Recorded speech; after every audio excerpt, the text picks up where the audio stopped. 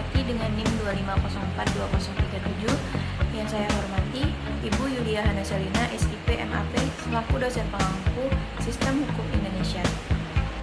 Pada video kali ini, saya akan menjelaskan tentang hukum, pembentukan hukum, pembagian hukum, serta sistem peradilan, pembuktian, dan alat bukti.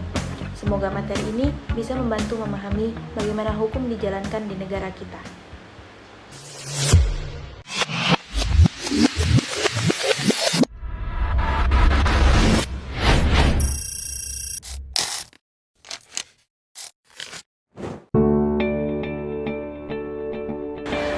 Hukum merupakan norma, nilai, kaidah yang mengatur kehidupan bermasyarakat yang mencakup peraturan tertulis maupun tidak tertulis, termasuk nilai keadilan yang hidup di masyarakat. Selanjutnya ada pembangunan. Pembangunan merupakan peningkatan kualitas hidup, pemerataan, dan pelembagaan struktur sosial yang lebih adil.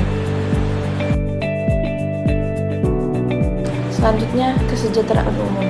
Kesejahteraan umum mencakup pemenuhan kebutuhan dasar seperti pendidikan, kesehatan, penghasilan layak, lingkungan hidup, dan perlindungan hukum. Selanjutnya ada politik hukum. Politik hukum adalah kebijakan negara tentang arah, bentuk, dan isi hukum yang akan dibentuk atau diterapkan. Intinya, negara mau membawa hukum ke arah mana. Tujuan politik hukum yaitu mewujudkan keadilan melalui aturan yang berpihak pada masyarakat, mewujudkan ketertiban dan kepastian hukum, mengatur pembangunan agar sesuai dengan kebutuhan bangsa dan melindungi hak masyarakat.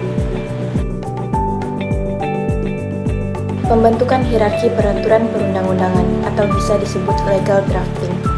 Hierarki peraturan perundang-undangan adalah susunan, tingkatan atau urutan kekuatan hukum dari setiap jenis peraturan yang berlaku di Indonesia. Artinya, peraturan yang berada di tingkat bawah tidak boleh bertentangan dengan peraturan yang berada di tingkat atas. Menurut UU Nomor 12 Tahun 2011 atau UU Nomor 15 Tahun 2019, hierarki peraturan perundang-undangan adalah: yang pertama, Undang-Undang Dasar Negara Republik Indonesia tahun 1945. Yang kedua, Ketetapan MPR atau TAP MPR. Yang ketiga, Undang-Undang UU atau Peraturan Pemerintah Pengganti Undang-Undang Perpu. Yang keempat, Peraturan Pemerintah. Yang kelima, Peraturan Presiden. Yang keenam, Peraturan Daerah Provinsi. Yang ketujuh, Peraturan Daerah Kabupaten Kota. Selanjutnya, penegakan hukum dan permasalahannya di Indonesia. Penegakan hukum adalah proses menciptakan kepastian, keadilan, dan kemanfaatan hukum melalui tindakan aparat penegak hukum. Tujuan penegakan hukum menjamin keamanan, ketertiban, dan menegakkan keadilan bagi seluruh warga negara.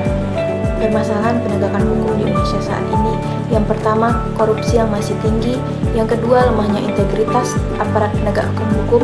Yang ketiga, tumpang tindih peraturan. Yang keempat, penegakan hukum yang tidak konsisten. Dan yang terakhir, rendahnya kesadaran hukum masyarakat. Sengketa hukum, litigasi, dan non-litigasi. Sengketa hukum adalah perselisihan antara dua pihak atau lebih yang membutuhkan penyelesaian berdasarkan aturan hukum.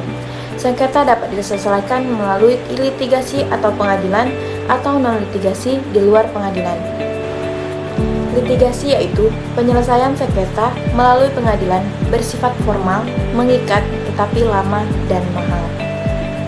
Non-litigasi yaitu penyelesaian sengketa di luar pengadilan seperti negosiasi, mediasi, arbitrisasi, yaitu lebih cepat, murah, dan menjaga hubungan baik.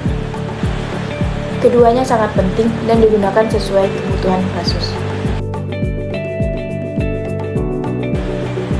Selanjutnya ada hukum acara dan macam-macamnya. Hukum acara adalah aturan mengenai tata cara menyelesaikan perkara di pengadilan. Jika hukum material berisi apa yang dilarang dan diatur, maka hukum acara menjelaskan bagaimana cara menyelesaikan perkara tersebut di pengadilan. Macam-macam hukum acara di Indonesia. Yang pertama, acara pidana, KUHP, yaitu pidana, pencurian, korupsi, dan lain-lain. Yang kedua, acara perdata, HIR, RBJ, atau sengketa antar orang. Yang ketiga, acara peradilan agama, yaitu perceraian, waris, wakaf. Yang keempat, acara militer, perkara anggota TNI. Yang kelima, acara MK, atau ujian materi, sengketa pemilu, atau sengketa kewenangan. Sistem peradilan dan kekuasaan kehakiman. Sistem peradilan adalah keseluruhan lembaga, proses, dan aturan yang digunakan untuk menyelesaikan perkara melalui jalur hukum. Tujuannya adalah memberikan keadilan, kepastian hukum, dan kemanfaatan bagi masyarakat. Kekuasaan kehakiman menurut Undang-Undang Dasar 1945 adalah kekuasaan yang merdeka. Artinya, hakim bebas dari campur tangan pihak manapun.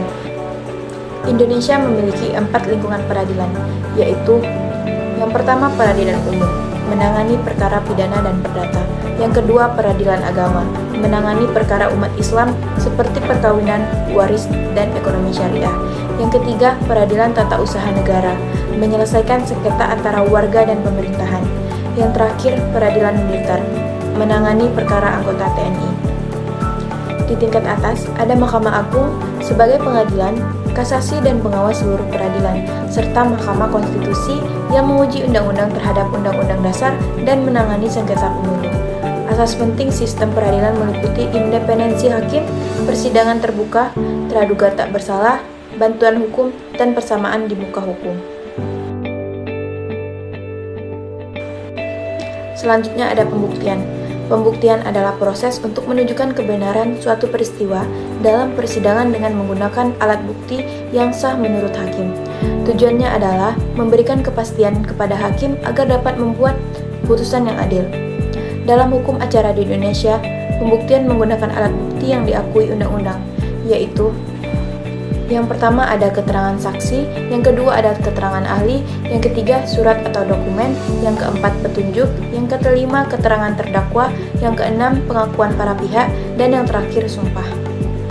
Prinsip utama dalam pembuktian meliputi yang pertama pembagian pembuktian, siapa yang wajib membuktikan, yang kedua kekuatan pembuktian, nilai alat bukti, yang ketiga pembuktian yang sah harus sesuai syarat formil dan material, yang keempat hakim bebas memilih namun tetap berdasarkan alat bukti yang sah.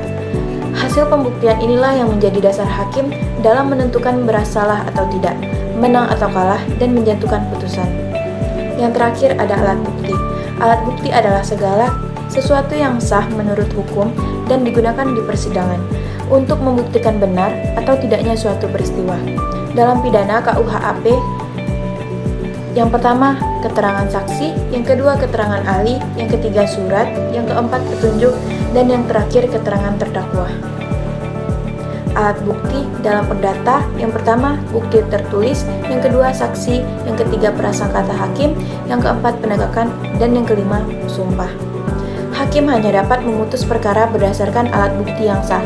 Dalam perkara pidana, seseorang tidak boleh dipidana tanpa minimal 2 alat bukti yang sah. Sekian materi yang telah saya jelaskan, semoga bermanfaat. Terima kasih. Wassalamualaikum warahmatullahi wabarakatuh.